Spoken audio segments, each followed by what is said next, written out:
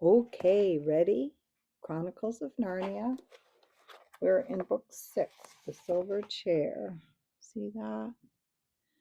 And there's Puddleglum with Jill and Eustace riding off to adventure. And we are in chapter 9, How They Discovered Something Worth Knowing. See that? There's a giant to sleep and Jill and Eustace. It's on the thumbnail so you can see a better picture. So remember, they just realized that they messed up and where they were supposed to go. So now they're in the castle and they need to get out. So, chapter 9, How They Discovered Something Worth Knowing. The others admitted afterward that Jill had been wonderful that day. As soon as the king and the rest of the hunting party had set off, she began making a tour of the whole castle and asking questions, but all in such an innocent, babyish way that no one could suspect her of any secret design. Though her tongue was never still, you could hardly say she talked. She prattled. She giggled. She made love to everyone, the grooms, the porters, the housemaids, the ladies in waiting, and the elderly giant lords whose hunting days were past. She submitted to being kissed and pawed about by any number of giantesses, many of whom seemed sorry for her and called her a poor little thing, though none explained why. She made especial friends with the cook and discovered all important fact that there was a scullery door which let you out through the outer wall so that you did not have to cross the courtyard or pass the great gatehouse. In the kitchen, she pretended to be greedy and ate all sorts of scraps which the cooks and scullions delighted to give her. But upstairs among the ladies, she asked questions about how she would be dressed for the great feast, and how long she would be allowed to sit up, and whether she would dance with some very, very small giant. And then it made her hot all over when she remembered it afterwards. She would put her head on one side in an idiotic fashion, which grown ups, giants, and otherwise thought very fetching, and shake her curls and fidget and say, "Oh, I do wish it was tomorrow night, don't you? Do you think the time will go quickly till then?" And all the giantesses said she was a perfect little darling, and some of them dabbed their eyes with enormous handkerchiefs as if they were going to cry. They're dear little things at that age, said one giantess to another. It seems almost a pity. Scrub and Puddleglum did their best, but girls do that sort of thing better than boys. Even boys do it better than Marshwiggles. At lunchtime, something happened which made all three of them more anxious than ever to leave the castle of the gentle giants. They had lunch in the great hall at a little table of their own near the fireplace. At a bigger table about 20 yards away, half a dozen old giants were lunching. Their conversation was so noisy and so high up in the air that the children soon took no more notice of it than you would of hooters outside the window or traffic noises in the street. They were eating cold venison, a kind of food which Jill had never tasted before, and she was liking it. Suddenly, Puddleglum turned to them, and his face had gone so pale that you could see the paleness under the natural muddiness of his normal complexion. He said, "Don't eat another bite." "What's wrong?" asked the two in a whisper. "Didn't you hear what those giants were saying?" "That's a nice tender haunch of venison," said one of them. "Then that stag was a liar," said the other. "Why?" said the first one. "Oh," said the other, "they say that when he was caught, he said, 'Don't kill me. I'm tough. You won't like me.'" For a moment, Jill did not realize the full meaning of this. But she did when Scrub's eyes opened wide with horror and he said, "So we've been eating a talking stag?" This discovery didn't have exactly the same effect on all of them. Jill, who was new to that world, was sorry for the poor stag and thought it rotten of the giants to have killed him. Scrub, who had been in that world before and had at least one talking beast as his dear friend, felt horrified as you might feel about a murder. But Puddleglum, who was Narnian born, was sick and faint and felt as if you would feel if you found that you had eaten a baby. "We've brought the anger of Aslan on us," he said. "That's what comes of not attending to the signs. We're under a curse, I expect. If it was not if it was allowed, it would be the best thing we could do to take these knives and drive them into our own hearts." And gradually, even Jill came to see it from his point of view.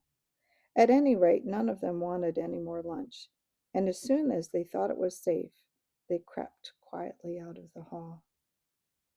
It was now drawing near to that time of day on which their hopes of escape depended, and all became nervous. They hung about its passages and waited for things to become quiet. The giants in the hall sat on a dreadfully long time after the meal was over. The bald one was telling a story. When that was over, the three travelers dawdled down to the kitchen. But there were still plenty of giants there, or at least in the scullery, washing up and putting things away. It was agonizing waiting till these finished their jobs and one by one wiped their hands and went away. At last, only one old giantess was left in the room. She pottered about and pottered about, and at last the three travelers realized with horror that she did not intend to go away at all. "Well, dearies," she said to them, "that job's about through. Let's put the kettle there. That'll make a nice cup of tea presently. Now I can have a little bit of a rest. Just look into the scullery like good poppets and tell me if the back door is open." "Yes, it is," said Scrub. "That's right. I always leave it open so as Puss can get in and out. See, the poor thing." Then she sat down on one chair and put her feet up on another. "I don't know as I mightn't have 40 winks," said the giantess, "if only that blaming hunting party doesn't come back too soon." All their spirits leapt up when she mentioned 40 winks and flopped down again when she mentioned the return of the hunting party. "When do they usually come back?" asked Jill. "You can never tell," said the giantess. "But there, go and be quiet for a bit, my dearies."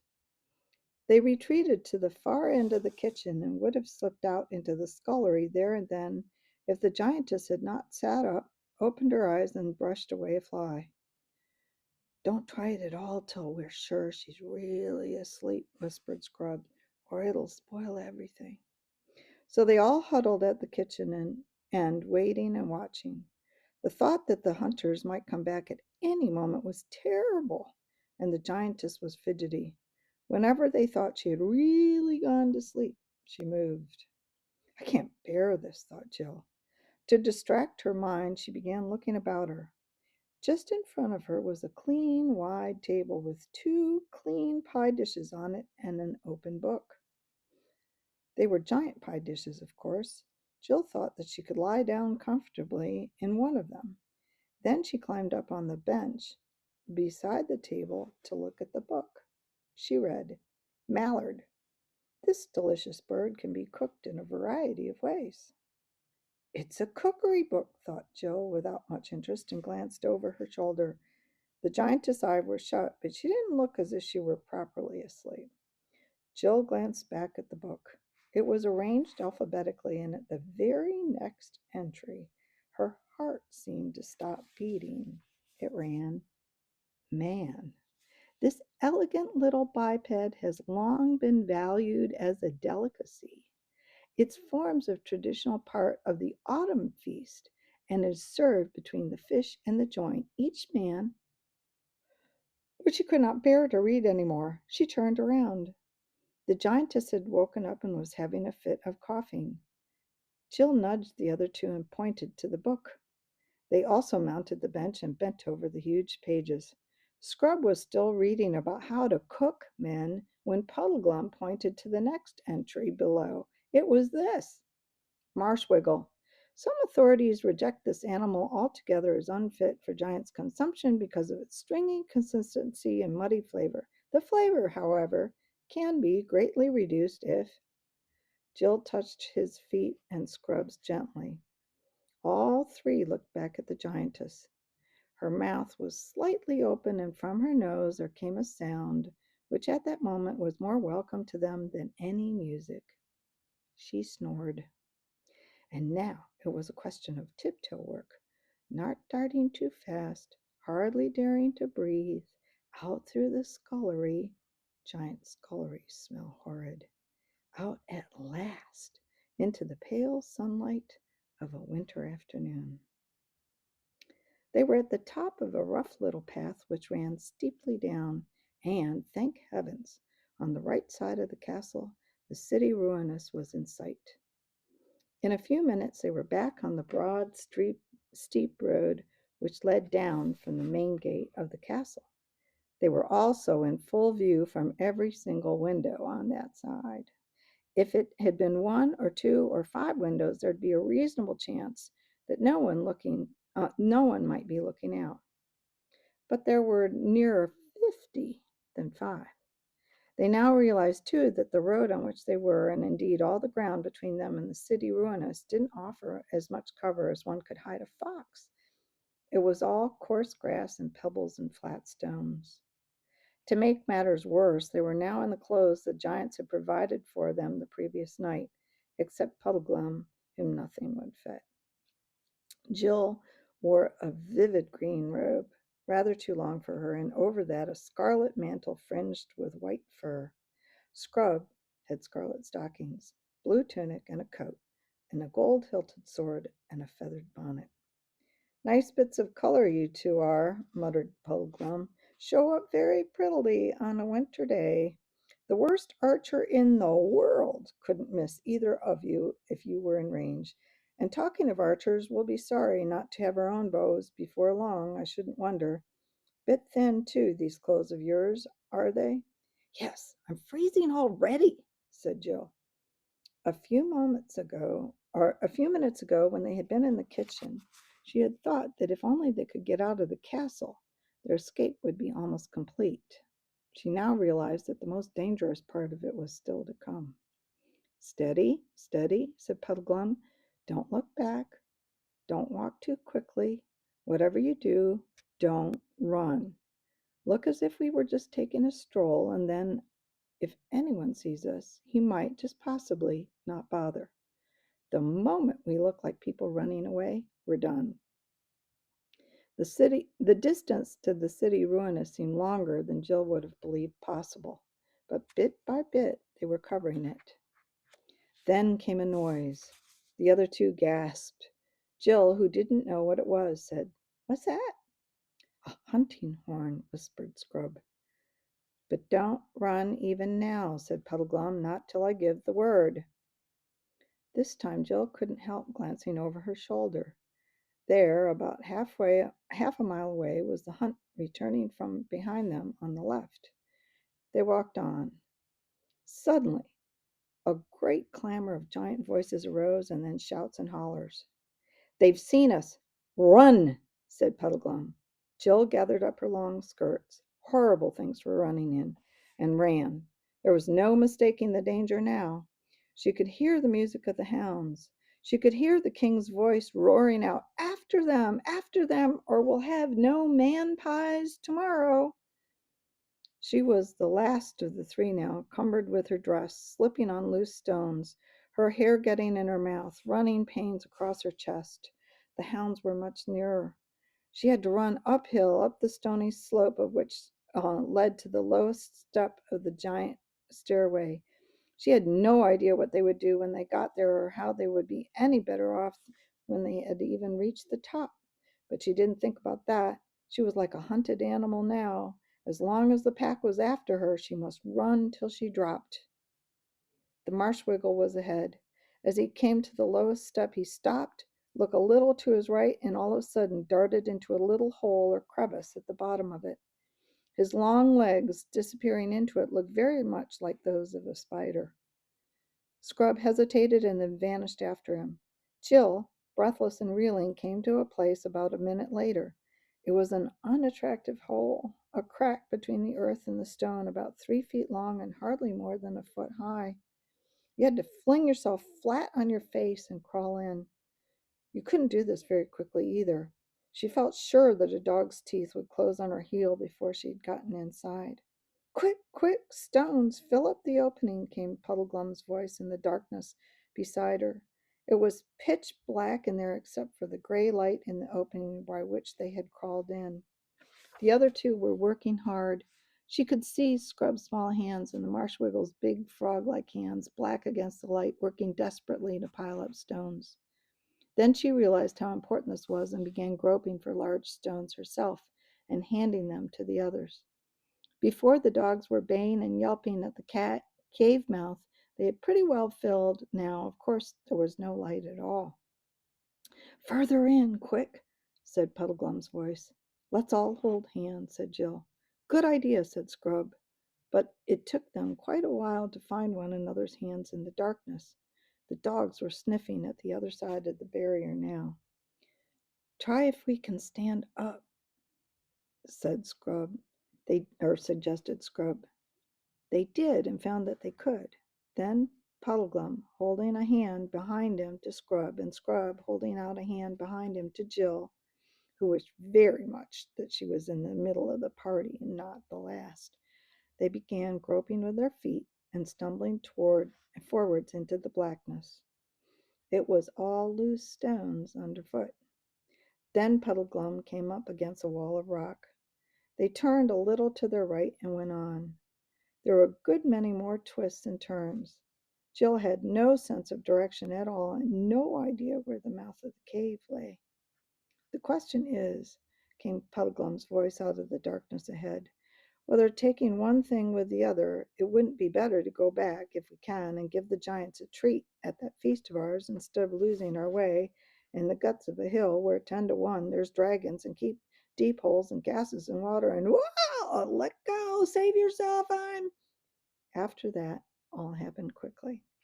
There was a wild cry, a swishing, dusty, gravelly noise, a rattle of stones, and Jill found herself sliding, hopelessly sliding and sliding quicker every moment down a slope that grew steeper at every moment. It was not a smooth, firm slope, but a slope of small stones and rubbish. Even if you could have stood up, it would have been no use. Any bit of that slope you had put your foot on would have slid away from under you and carried you down with it. But Jill was more lying than standing, and the further they all slid, the more they disturbed all the stones and earth, so that the general downward rush of everything, including themselves, got faster and louder and dustier and dirtier. From the sharp cries and swearing of the other two, Jill got the idea that many of the stones which she was dislodging were hitting Scrub and Puddleglum pretty hard. And now she was going at a furious rate and felt sure she would be broken to bits at the bottom. Yet somehow they weren't. They were a mass of bruises, and the wet, sticky stuff on her face appeared to be blood. And such a mass of loose earth, shingle, and larger stones were piled around her and partly over her that she couldn't even get up.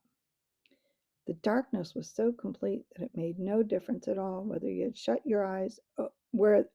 had your eyes open or shut. There was no noise, and that was the very worst moment Jill had ever known in her life. Supposing she was alone, supposing the others, then she heard movements around her, and presently all three, in shaken voices, were explaining that none of them seemed to have any broken bones. We can never get up that now, said Scrub's voice. And have you noticed how warm it is? Said the voice of Puddleglum. That means we're a long way down. Might be nearly a mile. No one said anything. Some time later, Puddleglum added, My underbox is gone. After a long pause, Jill said, I'm terribly thirsty. No one suggested doing anything. There was so obviously nothing to be done. For the moment, they did not feel quite so badly as one might have expected, and that was because they were so tired. Long, long afterwards, without the slightest warning, an utterly strange voice spoke. They knew at once that it was not the one voice in the whole world for which they had been secretly hoping, the voice of Aslan. It was a dark, flat voice. Almost, what that means, a pitch black voice. And it said, "What make you here, creatures of the overworld?" And that's the end of the chapter. Next time, chapter 10, Travels Without the Sun. Until then.